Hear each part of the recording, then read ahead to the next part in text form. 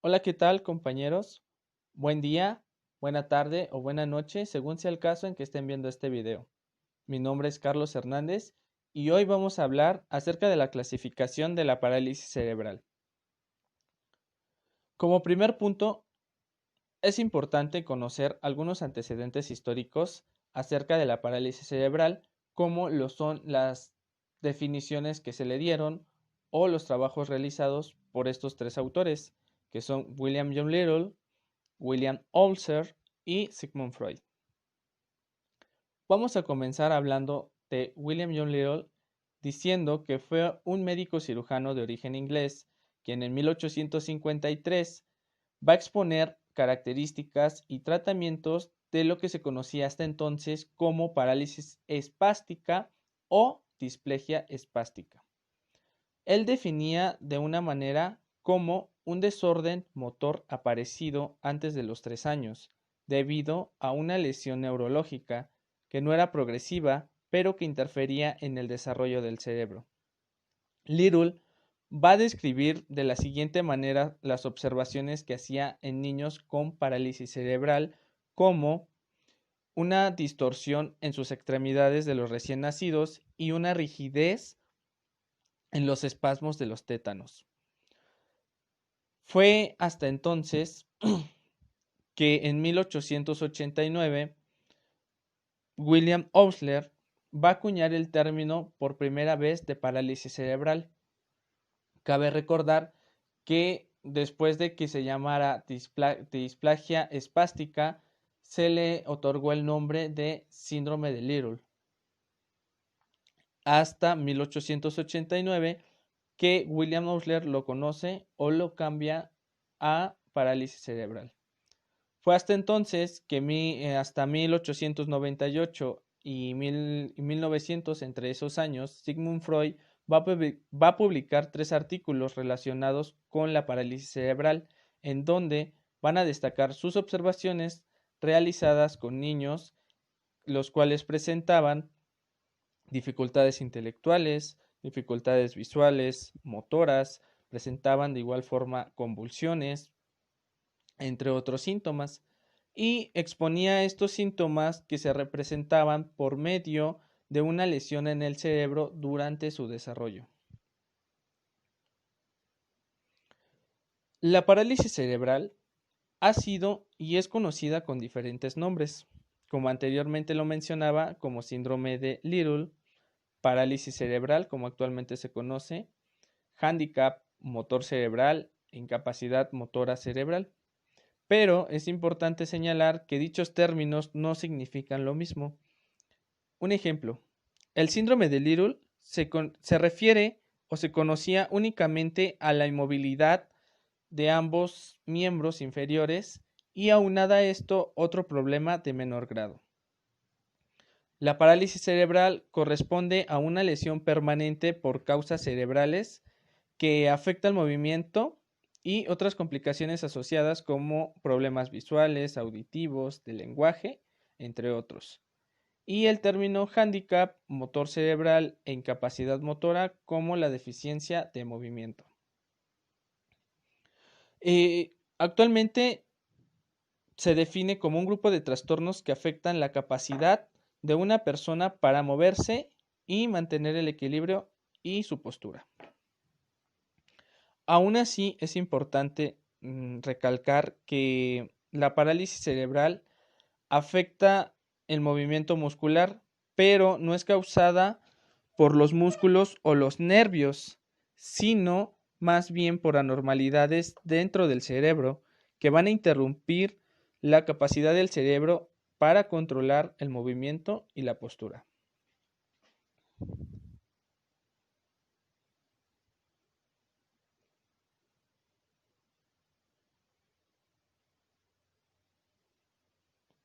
Muy bien, pasamos a causas prenatales. Más que ser causas, son como factores de riesgo que consideran los investigadores que pueden provocar o se puede tener una parálisis cerebral. En causas prenatales que van a ser las alteraciones del desarrollo del feto, para que se produzca una lesión cerebral. Como primer punto vamos a tener las infecciones durante el embarazo. Algunas infecciones contraídas por la madre, como son la rubiola, la la citomegalovirus, que va a ser una infección vírica de cierto grado moderada, o la toxoplasmosis, que es una infección parásica, que también de igual forma es moderada y van a producir un daño en el cerebro y generar una parálisis cerebral. Esto pues durante el embarazo.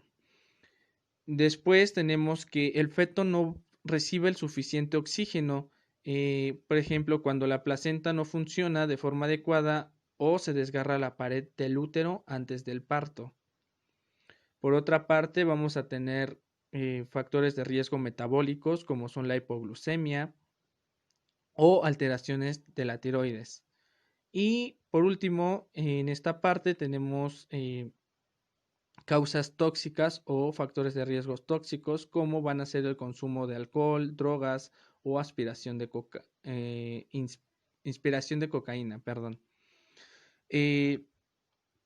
Pasamos a las causas perinatales que van en relación al desarrollo fetal y el parto. Van a ser alteraciones en la placenta, la posición fetal anómala, que el bebé venga en una posición diferente a cómo debe de salir, por así decirlo.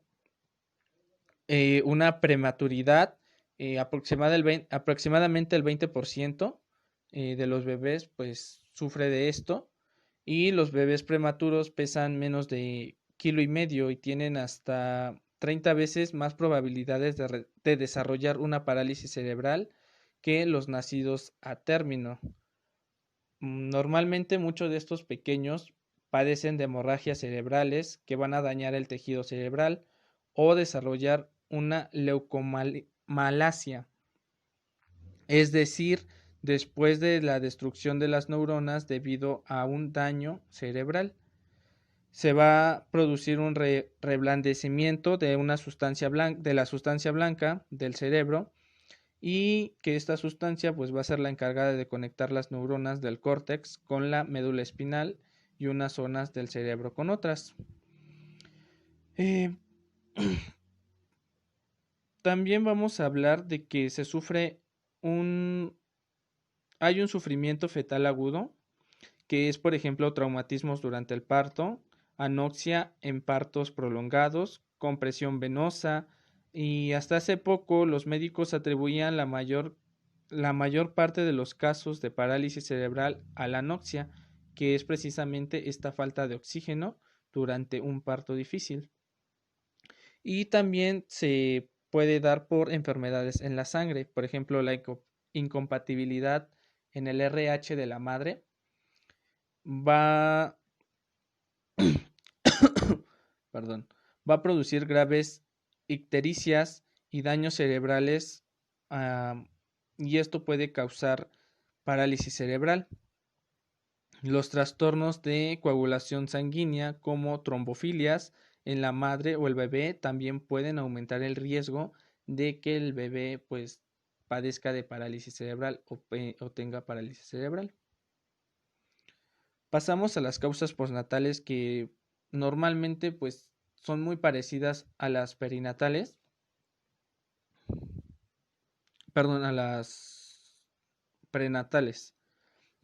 Estos factores de riesgo van a ser cerca del 10% de los niños van a adquirirlo todo después del nacimiento, como infecciones cerebrales como es la meningitis o piriasis, también la rubiola o la varicela. De igual forma hay complicaciones metabólicas como es la hipoglucemia, la hipocalcemia y traumatismos. Comenzaremos a hablar de los tipos de parálisis cerebral.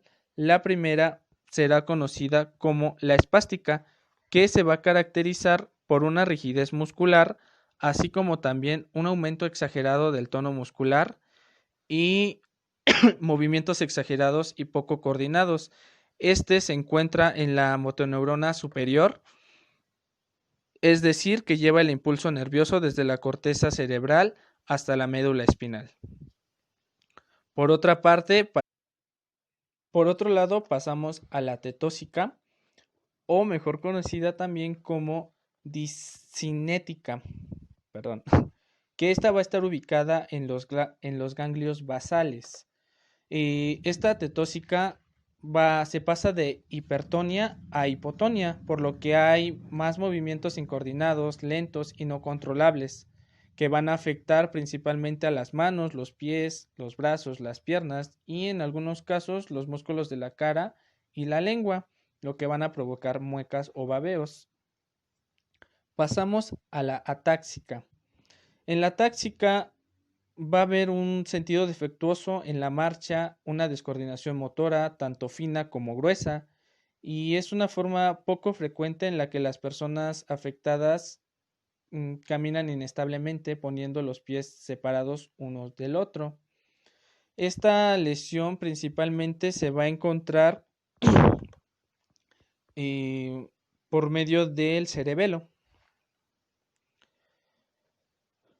Muy bien, continuamos con la mixta, que va a presentar pues características de estas tres anteriores, y pues se sufre cualquiera de los síntomas antes mencionados. Muy bien, ahora pasamos con los tipos de parálisis cerebral por el tono muscular. Los anteriores eran por localización. El primero va a ser el isotónico. El isotónico se trata de un tono muscular armónico y va a mantenerse equilibrado y va a tener un control, digamos, no está tan afectado. Por otra parte, tenemos el hipertónico, que va a ser una contracción muscular muy, muy fuerte y que no se esperaba a esa edad que lo padezca, o en el sexo por ejemplo, en el hombre o la mujer. Ofrecen una gran resistencia a cualquier manipulación externa, y va a ser típico ir a la madre o el padre el sufrimiento que tiene solo para vestirlo, para doblar el brazo, para conseguir introducir una manga. Y son niños que son personas que sufren mucho porque no, al momento de mover sus extremidades les duele demasiado.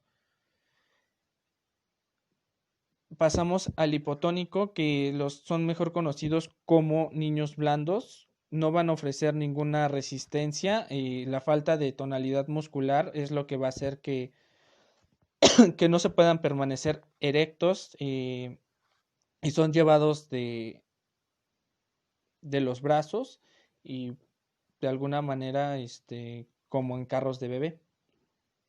Y también pasamos al variable o mixto, que va a ser más frecuente y es una combinación de los tres anteriores, o sea que va a presentar los síntomas de los tres y es un poco más complicado, porque en algunas partes pues es ese endurecimiento, pero en otras partes va a ser esa tonalidad muy baja. Pasamos a la topografía. Vamos a hablar de lo que es la hemiplegia, que va a afectar a las dos mitades laterales, a una de las dos mitades laterales, ya sea derecha o izquierda del cuerpo. Va a ser, digamos, la mitad del cuerpo. Y después pasamos a la tetraplegia, que aquí se va a ver afectado todo el cuerpo. Va a haber una afectación en los 4 miembros del cuerpo. Y esta afección se ve principalmente en la parte frontal del cerebro. La paraplegia se van a ver afectadas las dos partes inferiores del cuerpo. Entonces, pues las piernas no van a funcionar de manera adecuada, o no va a tener ningún movimiento o sensación. Por otra parte, pasamos a la monoplegia, que solamente se va a afectar una parte de una extremidad, por decirlo así. Puede ser un brazo, puede ser una pierna. Solamente esa extremidad no va a tener ni movimiento ni sensación. Y pasamos a la triplegia, que en esta parte se van a ver afectadas tres extremidades del cuerpo, ya sea un brazo, una pierna, dos brazos y una pierna, o las dos piernas y un brazo, o va a haber movimientos en la cara involuntarios. Y por último, ya pasamos a la clasificación por gravedad. Para definirla, que es una clasificación de muy grave, es una autonomía que es nula, no tiene comunicación oral y no tiene deambulación ni movimiento controlado, depende totalmente de una persona. Se va a pasar a la grave, que tiene autonomía casi nula, no pueden andar solos, no tienen comunicación oral, tienen algunos movimientos con control mediante puedan realizar instrumentos técnicos como es una silla de ruedas o un comunicador electrónico, por ejemplo como Stephen Hawking, que él pues de esta manera se puede comunicar por medio de un comunicador electrónico.